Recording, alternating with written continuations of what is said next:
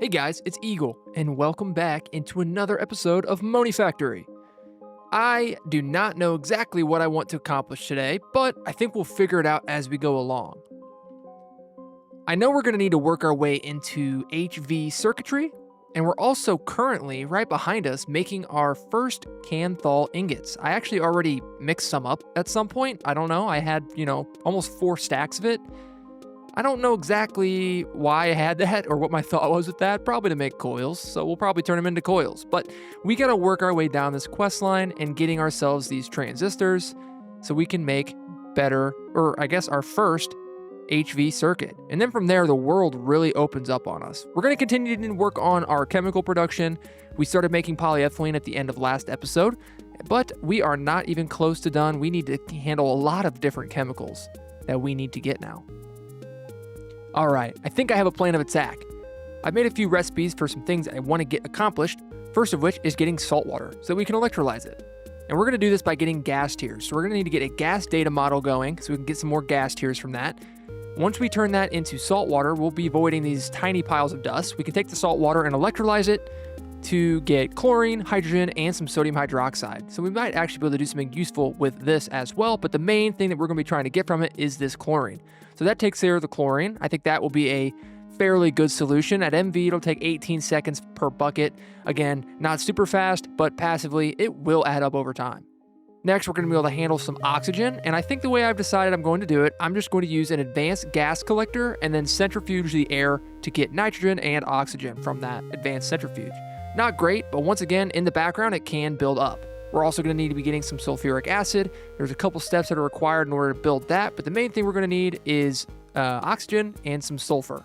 We're also going to want to make our advanced integrated circuit, our first HV tier circuit, and looking at this, it isn't too bad. We are actually already cutting up some RAM chips. We already have ILC chips. The MV circuits we can already make, and I think it's an electrum wire and some annealed copper bolts. So we pretty much have everything we need for that except for the transistor. And the transistor is not too bad. Now that we're making some polyethylene, we'll be able to make a decent amount of these, or at least enough to get us started.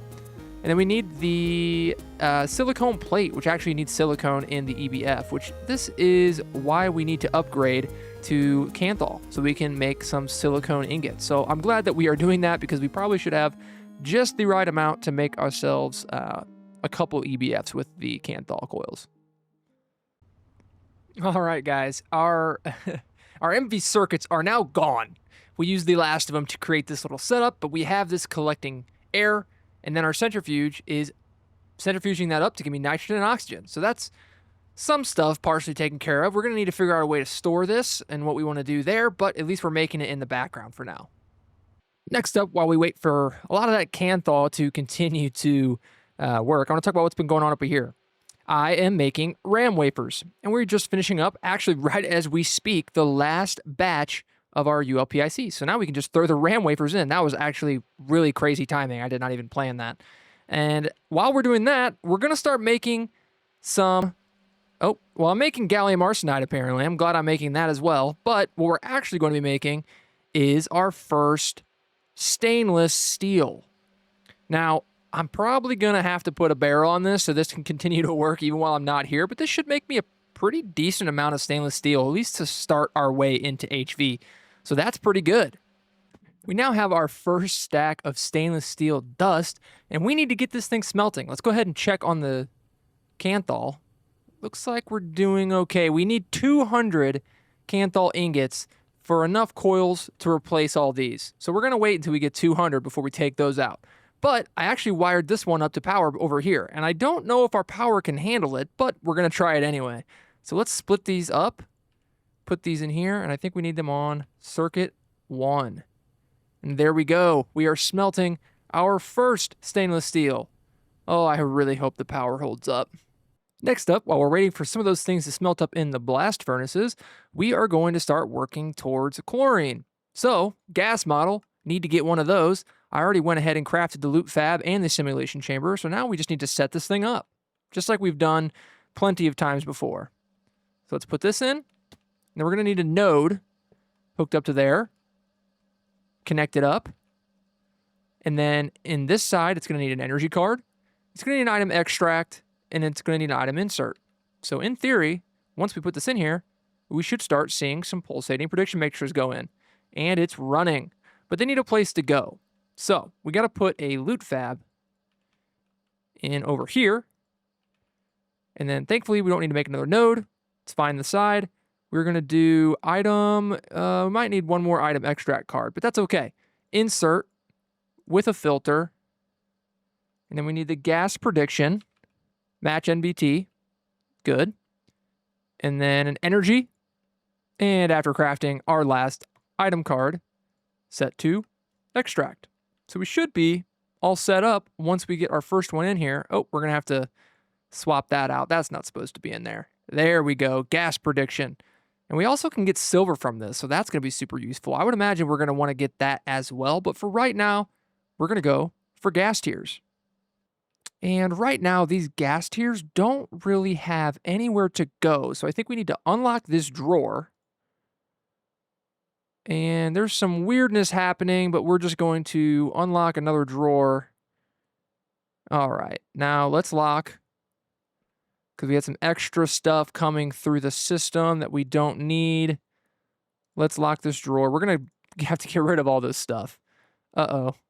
Okay, I think I fixed it. What I should have done is just put this in here manually first, so then it will start to get fed the items, not just let it decide, because there are a lot of other things that want places to go that we don't have for them. So this is the new way to do this. Up next, another much needed upgrade. Let's get ourselves the storage bus. Let's first craft ourselves the interface. I already went ahead and made everything we needed for this. And hopefully we can make a storage bus, and we can. Let's go. Now we got to get this thing wired up. And thankfully I made some more glass cables. We should hopefully have enough space, but I might have to do a little bit of digging to get this thing connected. So give me 1 second. And there we go. We have the line run. Let's see if we can place this thing in. We got a shift place. There we go. And it's online. Okay, so now, theoretically, we should be able to see a bunch of diamonds in our storage.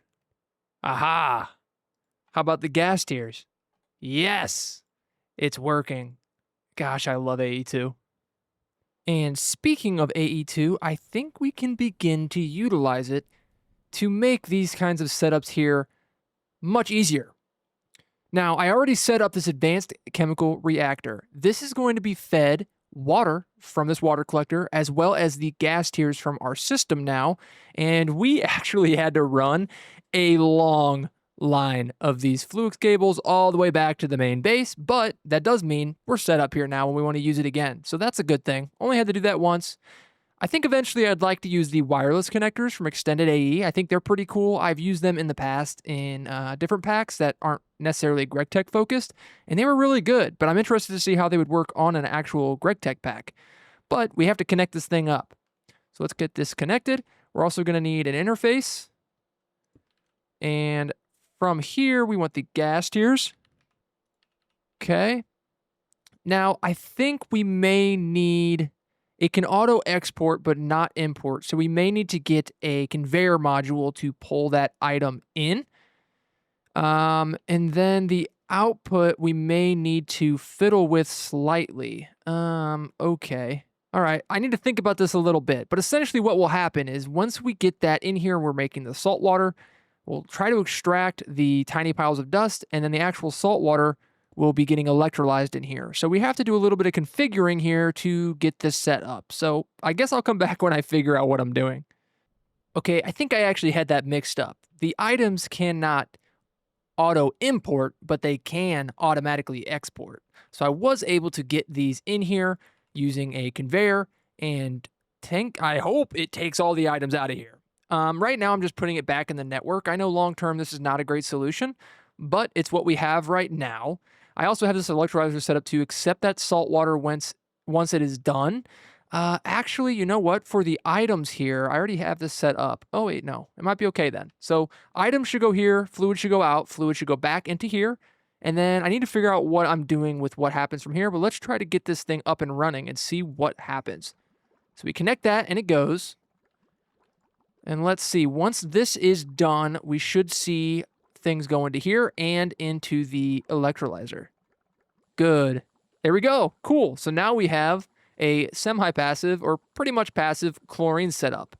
Let's go.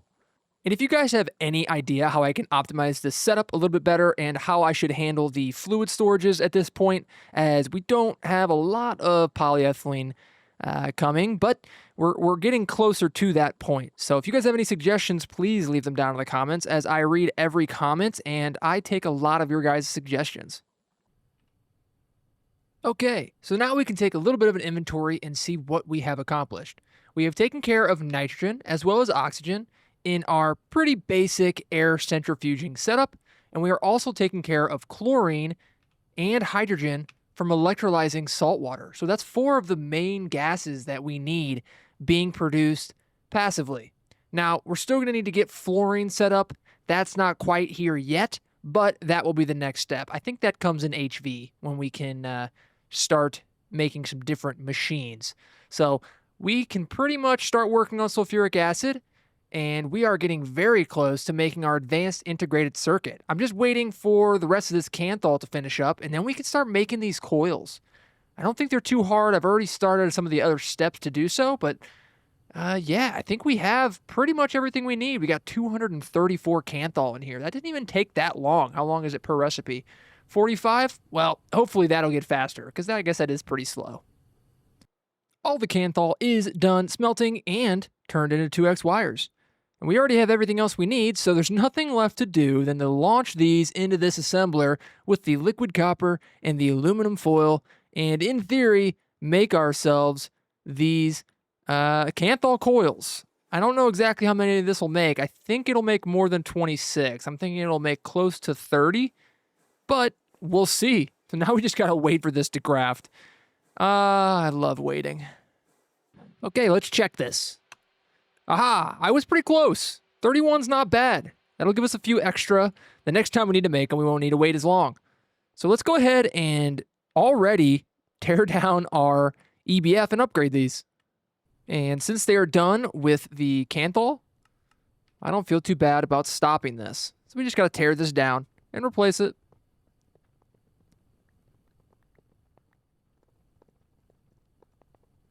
This looks so much nicer than the Cooper and Nickel. Okay, and straight away, first recipe we want to do is we want to make ourselves some silicone ingots, which should be as simple as throwing these in. That's not bad. Okay, how long is it going to take? 32 seconds. All right, well, I'm glad I'm doing a stack. So already, we're making progress. And I'll be honest, we are getting a lot of extra nitrogen from the air centrifuging setup, so it might be worth setting these things up to be nitrogen boosted. I don't know if the recipes we're going to be doing are all going to use it, but it might be worth just having a hatch set up that has it inside for when we do want to use it. So I don't know. Let me know if that is a process that's worth setting up on one, both, or each one. I don't know. Just let me know. All right, the silicone is done. And we are on the final push to get these HV circuits. Let's collect our polyethylene. Let's grab these into plates now, get some fine tin wire, and put all of it together to make our transistors. Grab out our first stack of transistors, and then we can take our RAM chips and throw it all into the basic circuit assembler and make ourselves some advanced integrated circuits. And to round out this saga, get some polyethylene sheets. And there we go. We are in HV. And it would only be right to actually collect some stainless steel that's been cooking the whole episode. Now, we're not going to do anything with that stainless steel yet, but I have some other plans. Like getting our autocrafting actually up and running finally. And I think we are actually, for the last time, I will say that we are actually going to do it. So I went ahead and made myself an extra extruder, put small gears. We're going to eventually have all of them here. I also made an advanced bender and an advanced wire mill just to kind of save us some time on that. So we're going to place those in as well. Cool. So now what we're going to want to do is start making our patterns and pattern providers. And there's a few different things that we're going to need before we can actually utilize it. The first thing we did was make a couple of these ME pattern providers. And these are going to be the main component that is necessary for us to do the autocrafting through our terminals. So we'll place these on the machines and we will put the recipes in them, and then that is where we will request them into the machine. But before we can do that, we got to make some blank patterns, which we can now do because we have some polyethylene and some HV circuits. So we're just going to make 16 of them for now because we're not super flush on the HV circuits, and we're actually not that far away from making a little bit cheaper versions of them. But we can take this and put this into our pattern encoding terminal.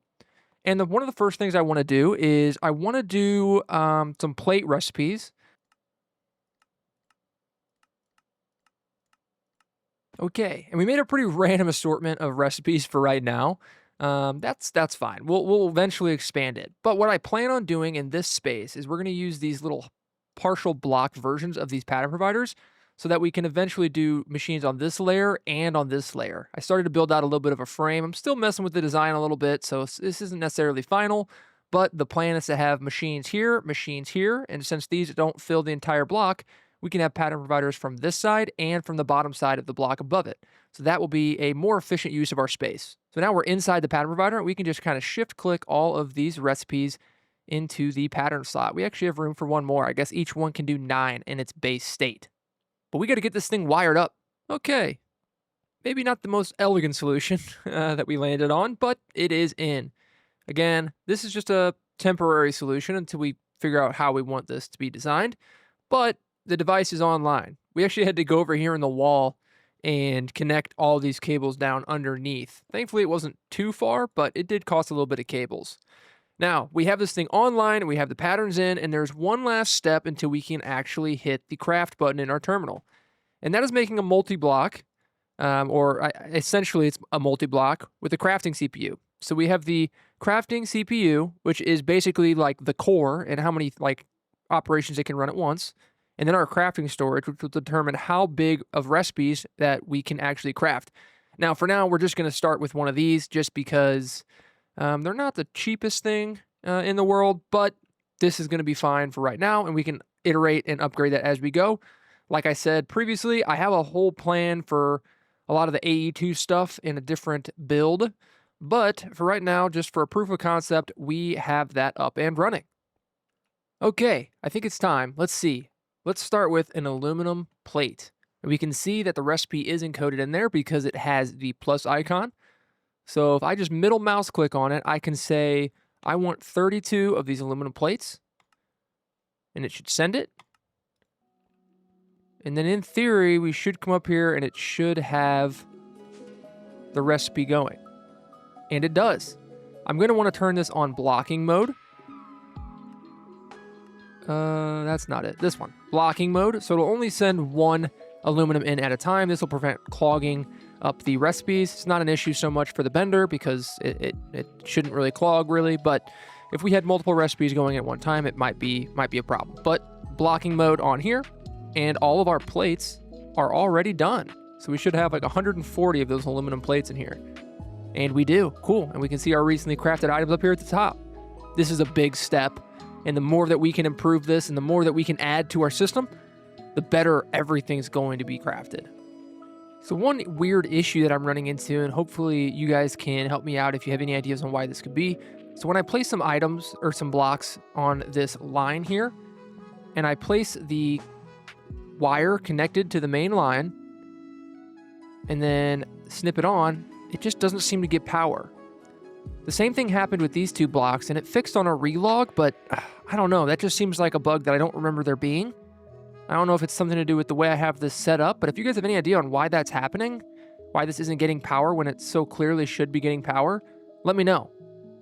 Well, guys, I think that is a pretty good natural close to today's episode. I appreciate you guys for hanging out with me and just watching me fuddle through some of the more technical stuff as we just continue to rock and roll through the quest book.